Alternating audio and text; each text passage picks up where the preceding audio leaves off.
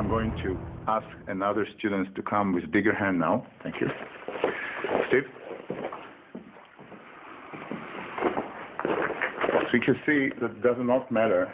You have a big hand, it's going to be just the same. He's holding really tight, and for me to move my hand out, he cannot control my elbow because he is holding my hand, but I can open my elbow. As I do that, the thumb is going down, and here I'm out. This is even without moving. Hold as hard as you can. See the other hand. Now we want to add some more force into that. So as I'm doing the move here, and I feel that the narrow side of my hand is about to get out, I'm going to move the leg that under the same arm that he is holding. He's holding my right, that will be my right leg, backward to help the pull. So it's here to here. Hold really tight. You don't have to be strong. It's very simple. On the hand. And obviously in a fight, I'm going to do first here and out. First here and out, and I'm ready. This is the front. To practice, one of the best ways to do it is to start with no momentum and in very slow way. Sometimes we even sit on the floor. So we're basically really focusing on the hand work. I'm going to grab your hand now. Maybe it's the first time for you to do that. So just slowly open, close. Now, the open ring was not quite the, you push it right to here. You have to really tense slightly more. Try to do that. Good. If you do the same thing now, close your eyes. Just focus and feel. Where is the open ring? Bring the elbow inside and out. What you need to do is just bring the elbow a little bit more inside. Here we are. The other hand. That was beautiful. Not so much force, no need. I'm going to hold you with maximum power. You do it slightly, gently, okay? Hold me. This is as much as you need power. That's about it.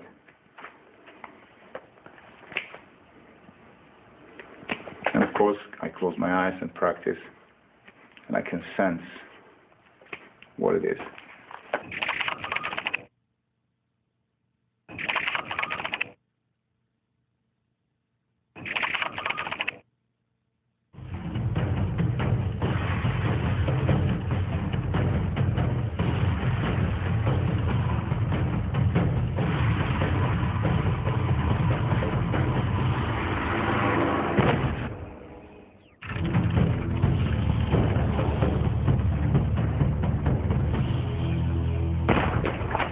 One more option, when you grab your hand front way, is instead of just doing the step back, if you see, I'm going to do the step back, but this guy is smart. So as I'm stepping back, he's coming with his left foot forward. And follow me. This way is actually creating a situation that the distance between us remains the same. I move back, he moves forward, it's the same. So what I want to do is, as I move back, and obviously I'm going to punish first before I'm going in, or going to the elbow first, or messing his face. This is not the point. I'm showing you now how to escape from the wrist. So as I'm moving back, I don't want his hand to escort me, to come with me. So as I move back, I'm pushing his hand away. Hold really tight, come forward. So as you push his hand away, and you have hand free, you can go anything you want. Right through the eyes, Adam apple, whatever you feel like grabbing, that's fine. So here we do it. Same move, outside, and as it's about to get out and you step back, you push the hand out. As you're about to get out, push the hand out. From here, you can also finish nicely with the knee from the outside, right here. So from here, hold tight, moving back, and push.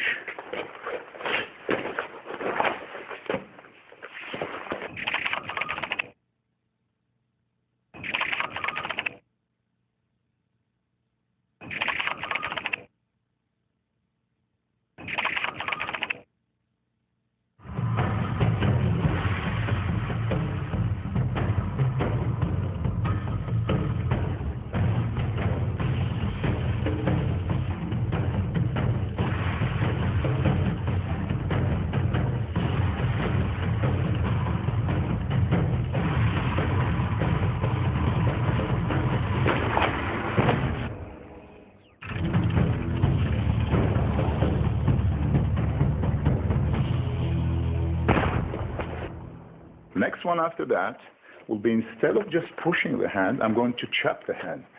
So again, a little punishment, and this time it's going to be inside with a chop. So turning, and what I do, I'm using the other hand to hit the thick part of his hand. I do not want to hit on the bone here because it's painful and it's not going to release you. As you turn, and you can really see the vein here, because this is exactly where you hit. And obviously, when you do that, the hand is free, you can attack.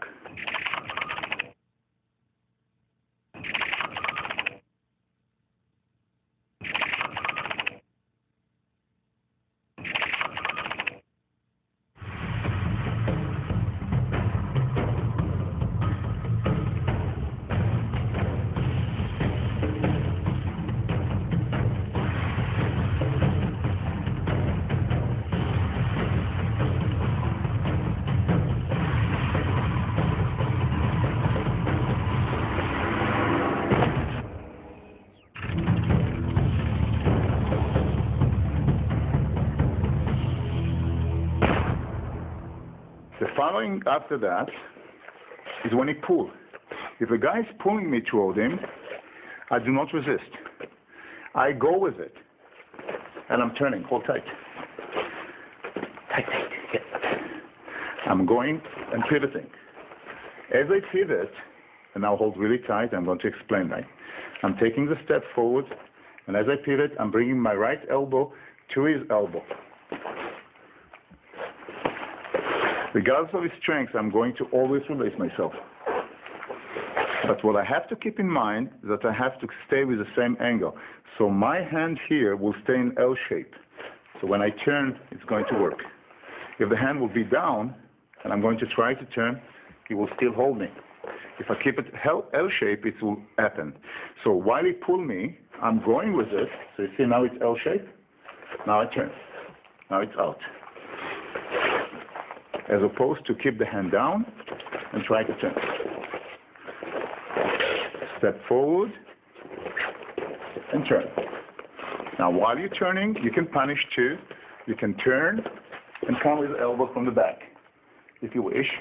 Or you can stay on the side from here, grab the hand, elbow to here.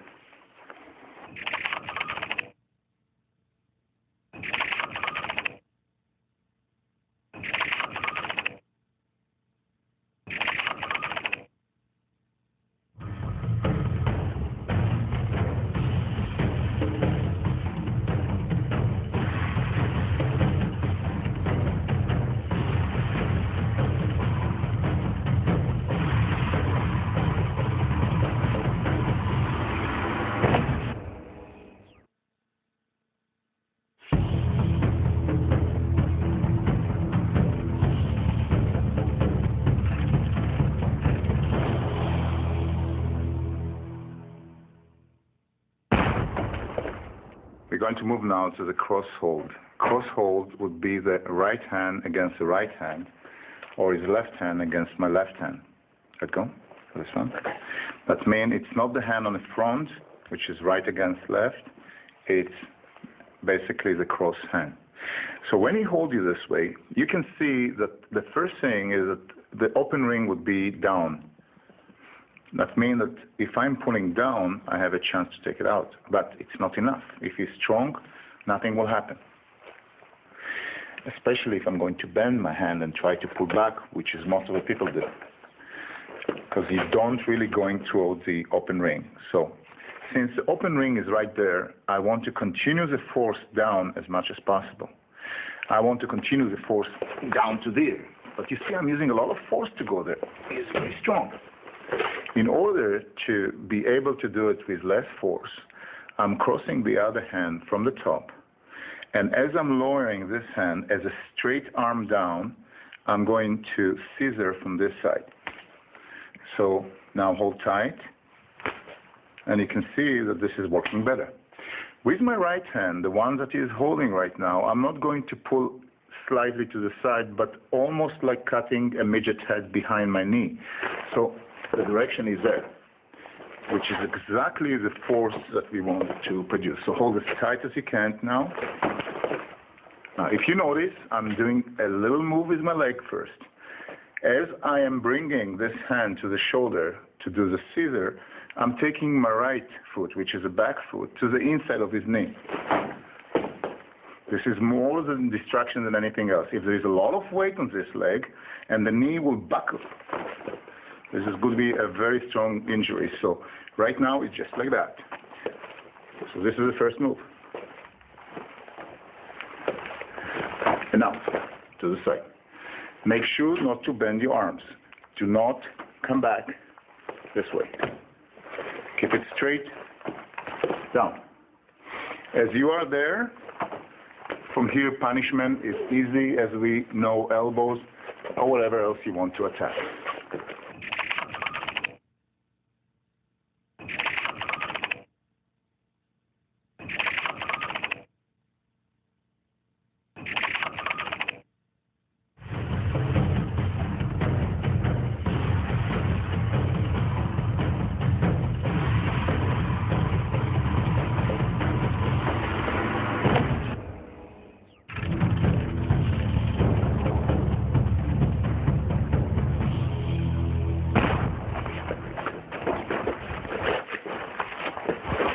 The knee release is one of the strongest release against the cross hold. So he's holding the cross hold.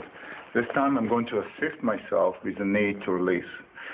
The way I'm going to do it is actually I'm stepping a little slightly forward, so I'm lowering the hands together, his hand and mine.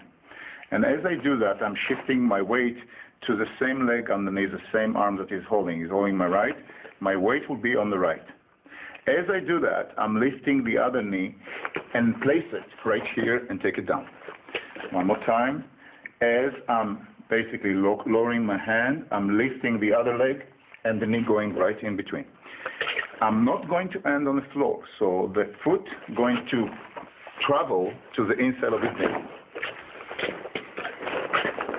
So the work with the knee is lowering here, keeping some distance, and coming as a punch. Think about punching and not just placing. Placing is not strong enough. You have to take some distance and go down. And as you go down, you go to the inside of the knee. As you do that, you have many ways to finish. One way we do here is we do that. But since I'm turning and there is a pivot from my side, I'm coming with the hand right to his nose, right here, and keep turning. Let's see the upper part now with the hands. As I'm going to do the knee release, pressure here, I'm turning and coming back to here.